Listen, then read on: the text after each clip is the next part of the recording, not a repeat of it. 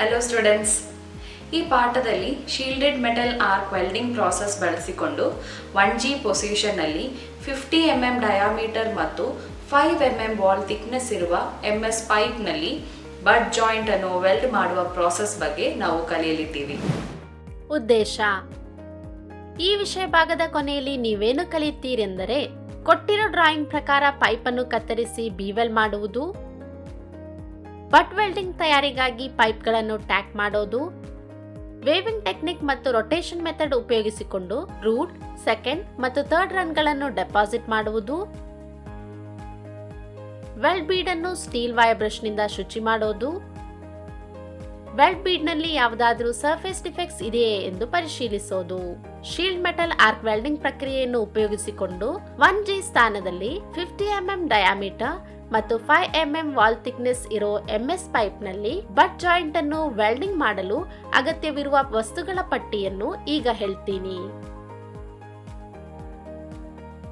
Steel rule, scriber, prick punch, ball peen hammer, flat file, bench vice, try square, tongs, chipping hammer, steel wire brush, electrode cable ಮತ್ತು earth cable, electrode holder, electrode, personal protective equipment, SMAW welding plant machine ಮತ್ತು ಅವುಗಳ setup accessories, C clamp. ಈಗ flat ಅಥವಾ down hand position 1G ರೋಲಿಂಗ್ನಲ್ಲಿ 75 mm ಉದ್ದ, 50 mm ಹೊರವ್ಯಾಸ ಮತ್ತು 5 mm wall thickness ಇರೋ ಮೈಲ್ಡ್ ಸ್ಟೀಲ್ ಪೈಪ್ಗಳ ಮೇಲೆ ಪೈಪ್ ಬಟ್ ಜಾಯಿಂಟ್ಗಾಗಿ ಪ್ರೀ ವೆಲ್ಡಿಂಗ್ ಪ್ರಿಪರೇಷನ್ಸ್ ಬಗ್ಗೆ ನೋಡೋಣ.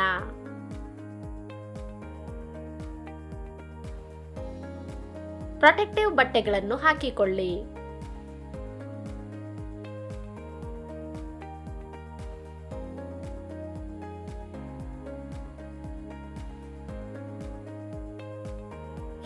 mm ಔಟರ್ ಡಯಾಮೀಟರ್ ಮತ್ತು 5 mm ವಾಲ್ ಥಿಕ್ನೆಸ್ ಇರೋ ಫುಲ್ ಲೆಂತ್ MS ಪೈಪ್ ತಗೊಳ್ಳಿ.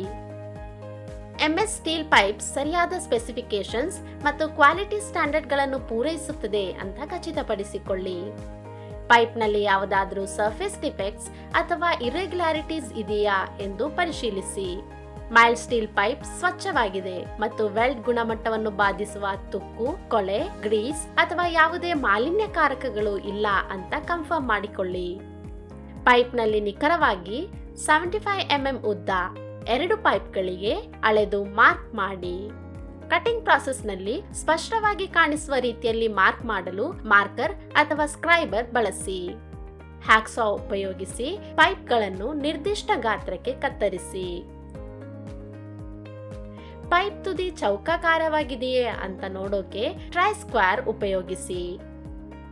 ಪೈಪ್ ತುದಿ ಸ್ಕ್ವೇರ್ ಮಾಡಲು ಪೈಪ್ ಆಕ್ಸಿಸ್ ನಿಂದ ಫೈಲ್ ಮಾಡಿ.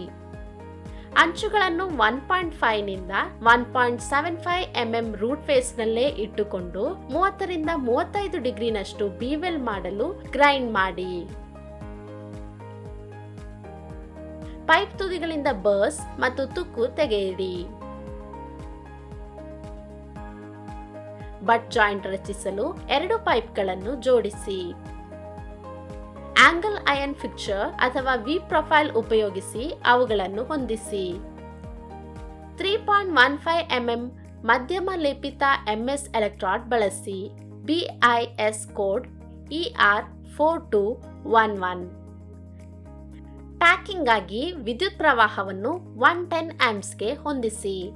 ಆಂಗಲ್ ಐರನ್ನ ವಿ ಪ್ರೊಫೈಲ್ನಲ್ಲಿ ಪೈಪ್ಗಳನ್ನು ಹೊಂದಿಸೋ ಮೊದಲು ಪೈಪ್ಗಳನ್ನು 2 mm ರೂಟ್ ಗ್ಯಾಪ್ ಇರುವ ಬಟ್ ಪೊಸಿಷನ್ನಲ್ಲಿ ಸೆಟ್ ಮಾಡಿ. ಸ್ಪೇಸರ್ಗಳನ್ನು ಬಳಸಿಕೊಂಡು ಪೈಪ್ಗಳ ನಡುವಿನ 2 mm ರೂಟ್ ಅಂತರವನ್ನು ಸರಿಹೊಂದಿಸಿಕೊಂಡು ನಿಯಮಿತವಾಗಿ 4 ವಿಭಾಗಗಳಲ್ಲಿ ವೆಲ್ಡಿಂಗ್ ಮಾಡಿ. ಪ್ರತಿ ಟ್ಯಾಕ್ ವೆಲ್ಡ್ ಕೊನೆಯಲ್ಲಿ ಕೀ ಹೋಲ್ ಇದೆ ಅಂತ ಕನ್ಫರ್ಮ್ ಮಾಡಿಕೊಳ್ಳಿ. ಟ್ಯಾಕಿಂಗ್ ಮಾಡಿದ ನಂತರ ಟ್ರೈ ಸ್ಕ್ವೇರ್ ಉಪಯೋಗಿಸಿ ಪೈಪ್ಗಳು ಸಾಲಿನಲ್ಲಿವೆಯೇ ಅಂತ ಪರಿಶೀಲಿಸಿ. ಟ್ಯಾಕ್ ವೆಲ್ಡಿಂಗ್ ನಲ್ಲಿ ಏನಾದರೂ ಡಿಫೆಕ್ಟ್ಸ್ಗಳು ಇದೆಯೇ ಅಂತ ಕಣ್ಣಾರೆ ಪರಿಶೀಲಿಸಿ. ಈಗ 75 mm ಉದ್ದ, 50 mm ಔಟರ್ ಡಯಾಮೀಟರ್ ಮತ್ತು 5 mm ವಾಲ್ ಥಿಕ್ನೆಸ್ ಹೊಂದಿದ್ದು ಸಮತಟ್ಟಾದ ಅಥವಾ down hand position 1G rolling ಇರುವ ಮೈಲ್ಡ್ ಸ್ಟೀಲ್ ಪೈಪ್ಗಳ ಮೇಲೆ pipe but weld but joint welding ಪ್ರಕ್ರಿಯೆಯನ್ನು ಅನ್ವೇಷಿಸೋಣ. ಟ್ಯಾಕ್ ವೆಲ್ಡ್ ಪೈಪ್ಗಳನ್ನು ಮೇಜಿನ ಮೇಲೆ ವಿ ಪ್ರೊಫೈಲ್ ಆಂಗಲ್ ಐರನ್ನಲ್ಲಿ ಸೆಟ್ ಮಾಡಿ. ವೆಲ್ಡಿಂಗ್ ಮಾಡಲು ವಿ ಪ್ರೊಫೈಲ್ ಅನ್ನು ಮೇಜಿನ ಮೇಲೆ ಸಮತಟ್ಟಾದ ಅಥವಾ ಡೌನ್ ಹ್ಯಾಂಡ್ ಸ್ಥಾನದಲ್ಲಿ ಇಡಿ.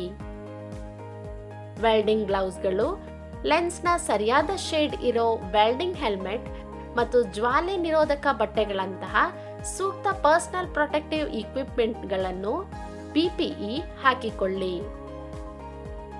ವೆಲ್ಡಿಂಗ್ ಕೇಬಲ್ನಲ್ಲಿ ಏನಾದರೂ ಹಾನಿ ಇದೆಯಾ ಅಥವಾ ವೈರ್ಗಳು ಓಪನ್ ಆಗಿದೆಯಾ ಅಂತ ಪರಿಶೀಲಿಸಿ. ವೆಲ್ಡಿಂಗ್ ಮಿಷಿನ್ ಸರಿಯಾಗಿ ಗ್ರೌಂಡ್ ಆಗಿದೆ ಅಂತ ಕನ್ಫರ್ಮ್ ಮಾಡಿಕೊಳ್ಳಿ.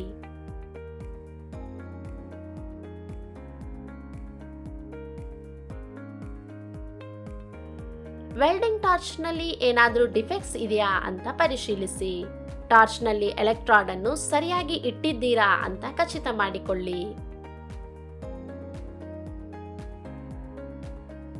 ರೂಟ್ ರನ್ಗೋಸ್ಕರ 3.15 mm ಡಯಾಮೀಟರ್ ಎಲೆಕ್ಟ್ರಾಡ್ಗಾಗಿ ವಿದ್ಯುತ್ ಪ್ರವಾಹವನ್ನು 110 ಆಂಪ್ಸ್ಗೆ ಸೆಟ್ ಮಾಡಿ.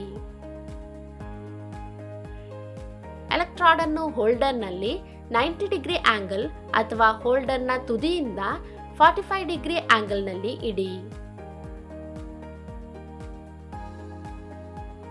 ಮೂರನೇ ಪೊಸಿಷನ್ನಿಂದ 4ನೇ ಪೊಸಿಷನ್ಗೆ ಸೇರಿಸಿ. ಇದನ್ನು 4 ಗಂಟೆಯವರೆಗೆ ಮಾಡಿ. ರೂಟ್ ಫೇಸ್ ಕರಗುವವರೆಗೆ ಮತ್ತು ಕೀಹೋಲ್ ರೂಪುಗೊಳ್ಳುವವರೆಗೆ ಸ್ವಲ್ಪ ನಿಲ್ಲಿಸಿ. ನಂತರ ನಿಮ್ಮ ಎಲೆಕ್ಟ್ರಾಡ್ ದಿಕ್ಕನ್ನು ರಿವರ್ಸ್ ಮಾಡಿ. ಫಸ್ಟ್ ಪಾಸ್ ಅನ್ನು ಮೇಲಕ್ಕೆ ಓಡಿಸೋಕೆ ವರ್ಟಿಕಲ್ ಪೊಸಿಷನ್ ನಲ್ಲಿ ಪ್ಲೇಟ್ ಅನ್ನು ವೆಲ್ಡಿಂಗ್ ಮಾಡಿದಂತೆಯೇ ಮಾಡಿ.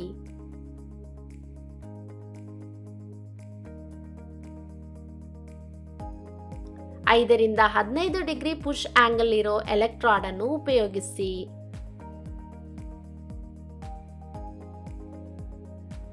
ವಿ ಗ್ರೂವ್ನ ಎರಡೂ ಬದಿಗಳಲ್ಲಿ ಪೈಪ್ನ ಮೇಲ್ಮೈಗೆ ಹಾನಿಯಾಗದಂತೆ ಮೇಲಕ್ಕೆ ಚಾಚಿ.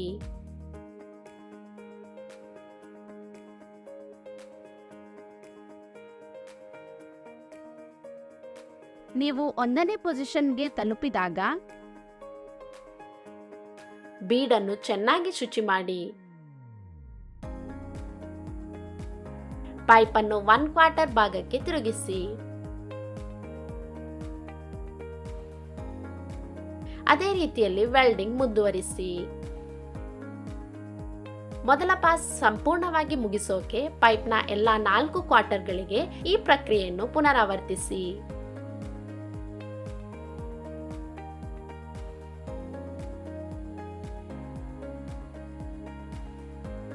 ಕ್ರಾಟರ್ನಿಂದ ಸ್ವಲ್ಪ ಕೆಳಗೆ ಮುಂದಿನ ಎಲೆಕ್ಟ್ರಾಡ್ ಅನ್ನು ಪ್ರಾರಂಭಿಸಿ. ರೂಟ್ ಪೆನೆಟ್ರೇಷನ್ಗೋಸ್ಕರ ಕೀಹೋಲ್ ತಂತ್ರವನ್ನು ಉಪಯೋಗಿಸಿ. ರೂಟ್ನಿಂದ ಸ್ಲ್ಯಾಗ್ ಅನ್ನು ಸಂಪೂರ್ಣವಾಗಿ ತೆಗೆದುಹಾಕಿ. ಎರಡನೇ ಪಾಸ್ ಹಾಟ್ ಪಾಸ್ಗೋಸ್ಕರ 3.15 mm ಎಲೆಕ್ಟ್ರಾಡ್ ಬಳಸಿ. ವರ್ಟಿಕಲ್ ಪ್ಲೇಟ್ ವೆಲ್ಡಿಂಗ್ ನಂತೆಯೇ ಟ್ರಯಾಂಗಲ್ ಮೋಷನ್ ಅಥವಾ ಆಲ್ಟರ್ನೇಟ್ ವೇವ್ ಅನ್ನು ಉಪಯೋಗಿಸಿಕೊಂಡು ಎರಡನೇ ಪಾಸ್ ಅನ್ನು ವೆಲ್ಡ್ ಮಾಡಿ.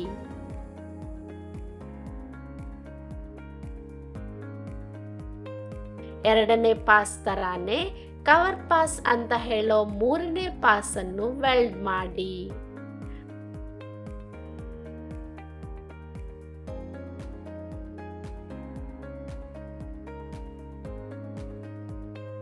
ರೂಟ್ ಪಾಸ್, ಹಾಟ್ ಪಾಸ್ ಮತ್ತು ಕವರ್ ಪಾಸ್ ಅನ್ನೋ ಅನುಕ್ರಮದಲ್ಲಿ ಇರಬೇಕು.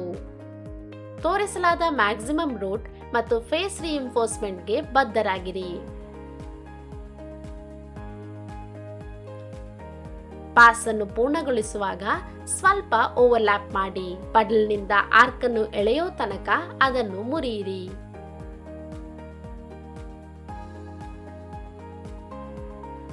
ಜಾಯಿಂಟ್ ಬದಿಗಳಲ್ಲಿ ಸ್ವಲ್ಪ ನಿಲ್ಲಿಸಿ. ಸಿಕ್ಕಿ ಹಾಕಿಕೊಂಡ ಯಾವುದೇ ಸ್ಲ್ಯಾಗ್ ಅನ್ನು ಸುಡಿರಿ ಮತ್ತು ಯಾವುದೇ ಅನಪೇಕ್ಷಿತ ಅಂಡರ್ಕಟ್ ಅನ್ನು ಫಿಲ್ ಮಾಡಿ. ವೆಲ್ಡ್ ಬೀಡ್ ಅನ್ನು ಸ್ಟೀಲ್ ವೈರ್ ಬ್ರಷ್ ನಿಂದ ಶುಚಿ ಮಾಡಿ. ಜಾಯಿಂಟ್ ಗಳಲ್ಲಿ ಏನಾದರೂ ಸರ್ಫೇಸ್ ಡಿಫೆಕ್ಟ್ಸ್ ಇದೆಯಾ ಅಂತ ಪರಿಶೀಲಿಸಿ. ಪೊಸಿಷನ್ 1G ರೋಲಿಂಗ್ ನಲ್ಲಿ 50 mm ಔಟರ್ ಡಯಾಮೀಟರ್ ಮತ್ತು 5 mm ವಾಲ್ ಥಿಕ್ನೆಸ್ ಇರೋ MS ಪೈಪ್ ಗಳ ಮೇಲೆ pipe but weld but joint ಅನ್ನು ನಿರ್ವಹಿಸುವಾಗ ಅನುಸರಿಸಬೇಕಾದ ಮುನ್ನೆಚ್ಚರಿಕೆಗಳು ಮತ್ತು ತಿಳಿದಿರಬೇಕಾದ ದೋಷಗಳ ಬಗ್ಗೆ ಈಗ ತಿಳಿಸುತ್ತೇನೆ. ಓವರ್ ಡೆಪಾಸಿಷನ್ ಮತ್ತು ಸೈಡ್ ಅಂಡರ್ಕಟ್ ಅನ್ನು ತಪ್ಪಿಸೋಕೆ ಎಲೆಕ್ಟ್ರಾಡ್ನ ಸರಿಯಾದ ಆಂಗಲ್ ಮತ್ತು ಟ್ರಾವೆಲ್ ಸ್ಪೀಡ್ ಕಾಪಾಡಿಕೊಳ್ಳಿ. ಯಾವಾಗಲೂ ಪ್ರೊಟೆಕ್ಟಿವ್ ಬಟ್ಟೆಗಳನ್ನು ಹಾಕಿಕೊಳ್ಳಿ. ಬಿಸಿ ವಸ್ತುಗಳನ್ನು ಹಿಡಿಯಲು ಟಾಂಗ್ಸ್ಗಳನ್ನು ಬಳಸಿ. ಜಾಯಿಂಟ್ ಬದಿಗಳನ್ನು ಸೂಕ್ಷ್ಮವಾಗಿ ನೋಡಿಕೊಳ್ಳಿ. ತಪಾಸಣೆ ಮಾಡುವಾಗ ಗುರುತಿಸಬಹುದಾದ ದೋಷಗಳ ಬಗ್ಗೆ ನೋಡೋಣ.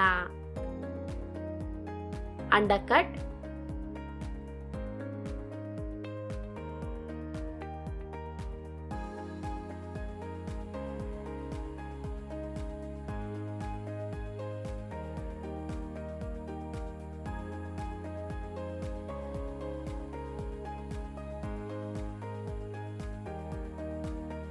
lack of penetration,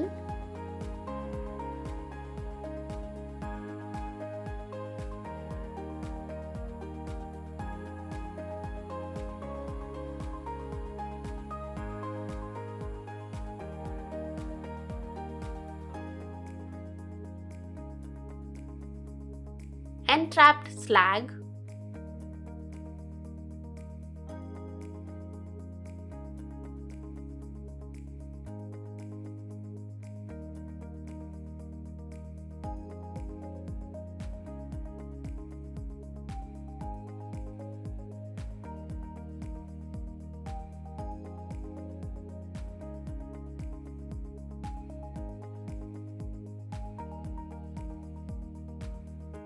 cracks,